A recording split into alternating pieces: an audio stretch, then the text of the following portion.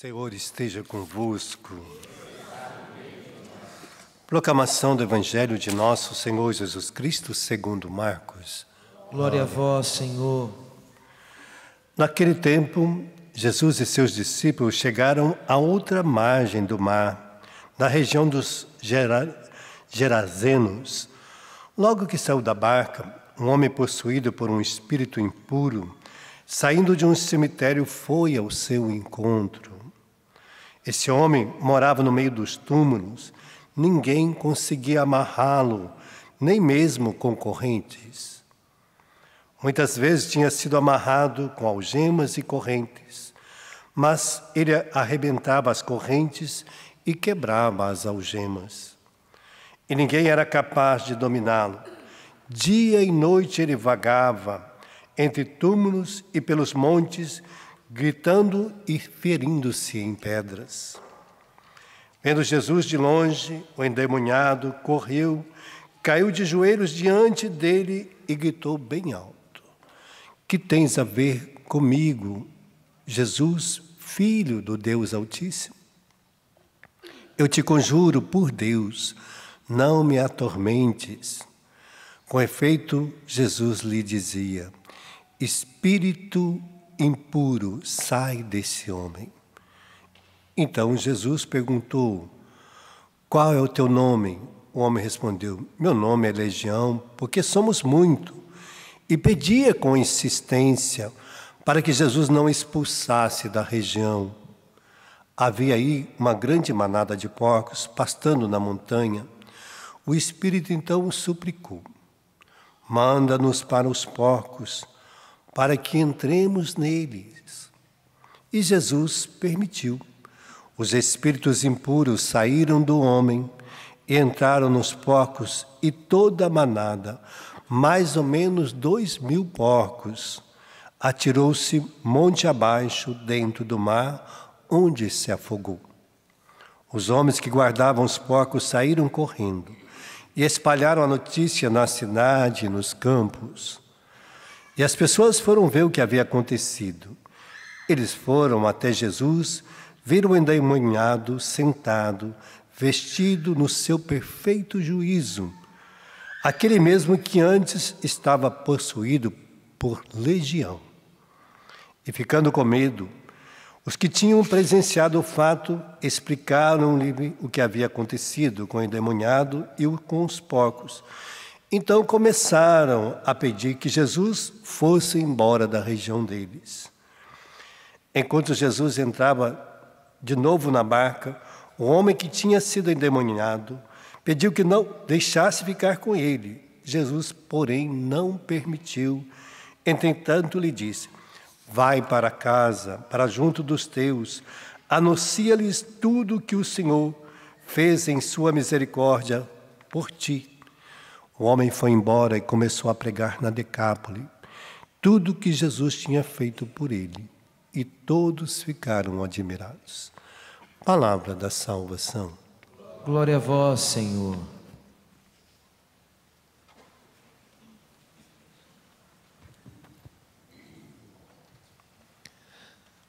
Hoje o Senhor nos mostra que o demônio não está brincando conosco. Ele vai fazer tudo para nos tentar. Assim como tentou esse homem e acabou tomando conta da vida dele, e que não era só um demônio, mas uma legião romana variava muito, né? A legião, dependendo do lugar, era 1.000 soldados, outros lugares era 2.000, outros lugares era 3, chegava a legião até 8.000. Então, dependendo de cada região, cada legião romana, né, que era, por isso que chama legião, por causa dos romanos, tinha diversos soldados. Então, aqui nesse lugar, a legião de soldados era 2.000. Então, por isso, Jesus falou de 2.000 demônios. Por isso que as pessoas disseram de 2.000. Por isso que vai narrar 2.000, porque a legião ali de soldados era 2.000. Mas ali também tinha 2.000 demônios no homem. Um só já dá trabalho demais. Um já deixa a gente em sofrimento profundo, né? Imagina 2.000 demônios. Então está mostrando, e que ele fazia todo tipo de mal a si mesmo. Porque demônio vai fazer com que a pessoa faz mal a si mesmo. Se autoflagela, se autodestrói. Ele andava por ali, se machucando, se ferindo, se destruindo, porque o demônio leva a gente à autodestruição. E é importante, né? Como combater isso? Pela fé. A fé, isso mostra a primeira leitura de hoje, que todos estes homens que estavam aqui, que ele vai falar, não teria tempo mais de falar sobre Gedeão, Baraque, Sansão, Jefté, Davi, Samuel, os profetas. E aí ele vai contar a história de Isaías, que foi cerrado no meio. Isaías puseram dentro de uma tora e cerraram ele no meio. Vai contar a história de Jeremias, vai contar a história de outros que foram apedrejados, que morreram a golpes de espada, que andaram numa vida errante, oprimidos, atribulados, sofreram provações, tudo na expectativa da vinda do Senhor, para serem de Deus. E eles não tiveram que esperar Jesus morrer, ressuscitar para ressuscitar com Jesus. E para nós já está pronto, ele está dizendo, olha, para você já está reservado uma glória maior do que estes homens todos, maior que Davi, que teve que esperar. Eles tiveram que esperar Jesus vencer a morte, Jesus vencer no Calvário, ressuscitar para que eles ressuscitassem juntos. A nós é dada uma glória maior, porque assim que a gente morre, a gente já ressuscita para uma vida nova. Ninguém vai ficar ali no cemitério. E eles ficavam na dormição, por isso que falavam na dormição antiga. No Antigo Testamento não ia para o céu assim que morresse, mesmo sendo esses homens santos, não iam para o céu. Não foram de cara, né? Foram depois, né? A não ser que fala daqueles que foram assuntos ao céu, né? Então, nós temos aí algumas pessoas, né? Então, por isso, essas pessoas ficavam num lugar reservado por Deus, na expectativa da vitória ainda de Jesus. Então, por isso, eles ficavam nessa graça, na expectativa de Deus, né? Mesmo guardados por Deus, preservados, mas estavam na expectativa ainda da vitória de Jesus. E esta graça já nos é dada. Para quê? Para que a gente já vencesse o mal, vencesse as forças do mal, que pode marcar a nossa vida, adentrar e chegar ao ponto de dominá-la totalmente. Porque o demônio vai fazer tudo para dominar o nosso físico, o nosso corpo. Vai colocar marcas, né? Vai colocar sinais, vai colocar coisas dentro de nós para nos marcar, fazer com que os dardos dele tenham. Até que quando a gente pega a leitura da carta de Timóteo 4, vai dizer: o Espírito diz expressamente que nos tempos alguns vão de afastar-se da fé. Então, a primeira coisa, ele vai tirar você da fé de Cristo. Vai tirar você da fé.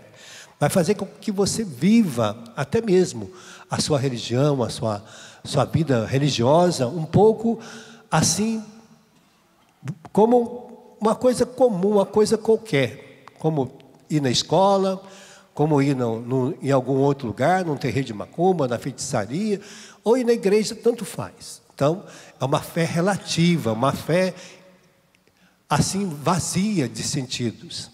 Mas ele vai fazer isso. Vai tirar a fé da pessoa em Cristo, de Deus. Vai tirando, vai minando, vai colocando outros sentidos da fé. Não é bem assim? Aqui está dizendo, alguns vão apostar, dando ouvido aos espíritos embusteiros e doutrinas diabólicas, marcada com impostores, que marcado com a própria consciência, vai marcar a consciência, vai criar um laxismo na nossa consciência. Não é bem assim, não precisa ser tão rigoroso, não precisa ser assim, não. Olha, a vida dá para levar mais ou menos, então a fé é levada mais ou menos, então a nossa vida vai mais ou menos. Então, por isso vai colocando hipocrisia dentro de nós, vai marcando com a infâmia, até mesmo vai proibir o casamento. Muita gente não precisa casar, aí tem uma vida devassa, namorados podem dormir juntos, não tem problema, tudo vai vivendo.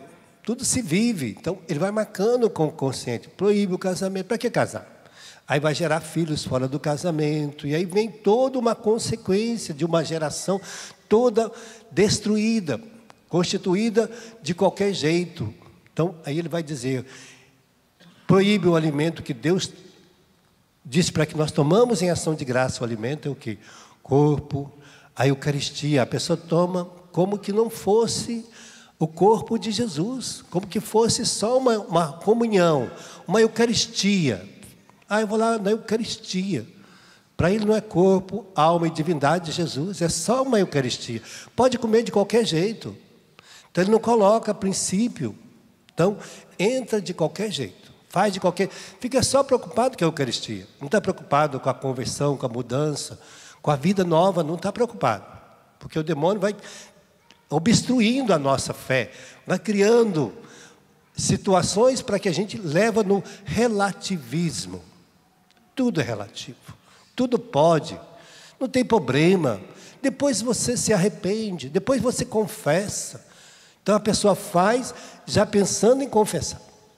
Tem uma atitude de pecado, depois eu vou lá confessar. Tem gente que vive a semana inteira lá no confessionário.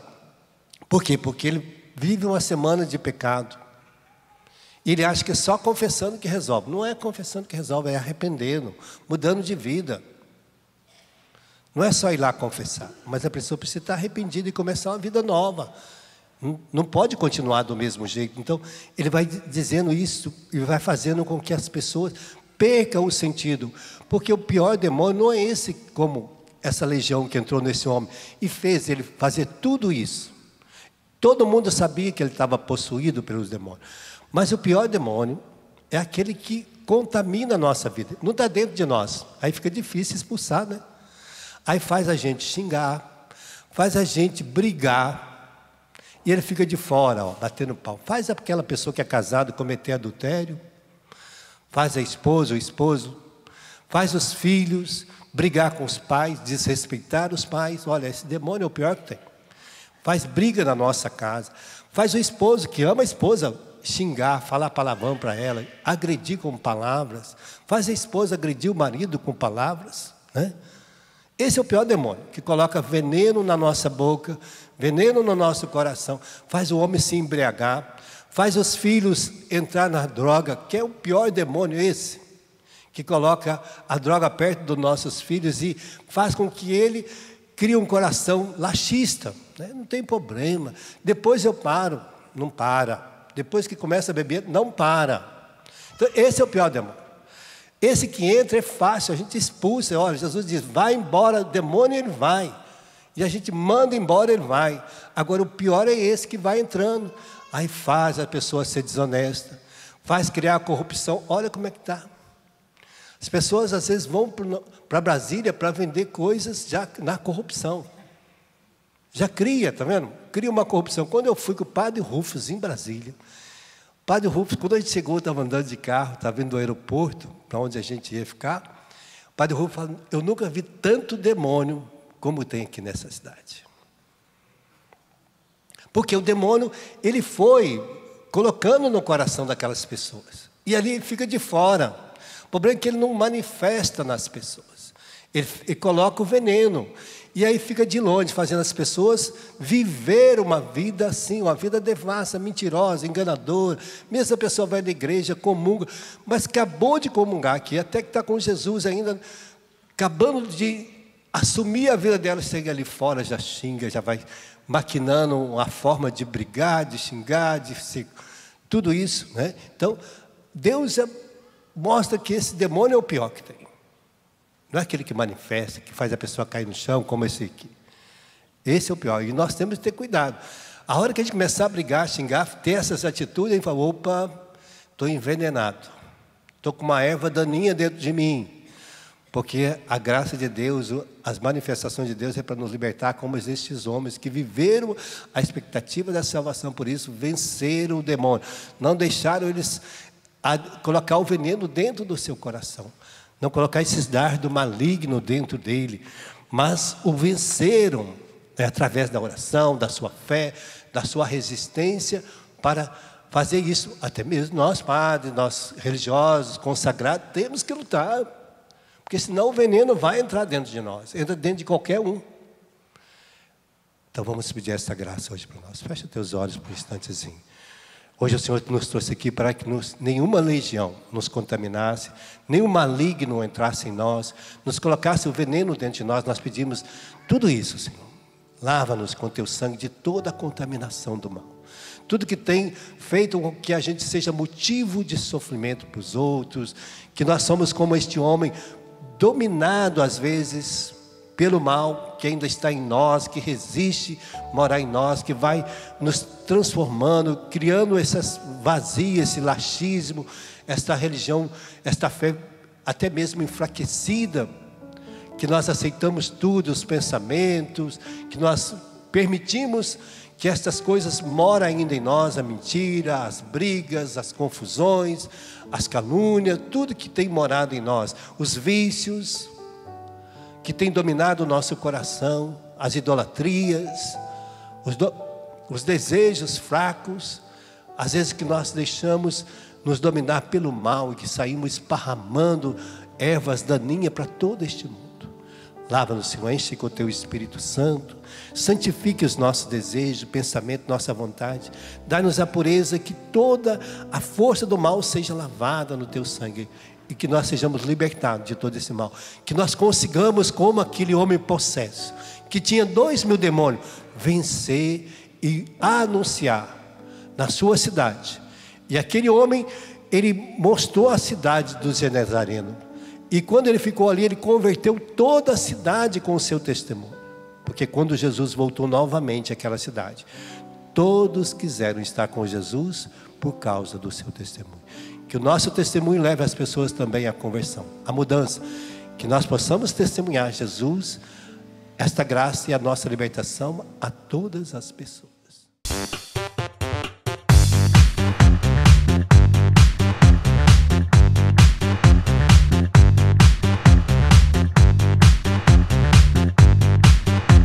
CançãoNovaPlay.com. Assine já!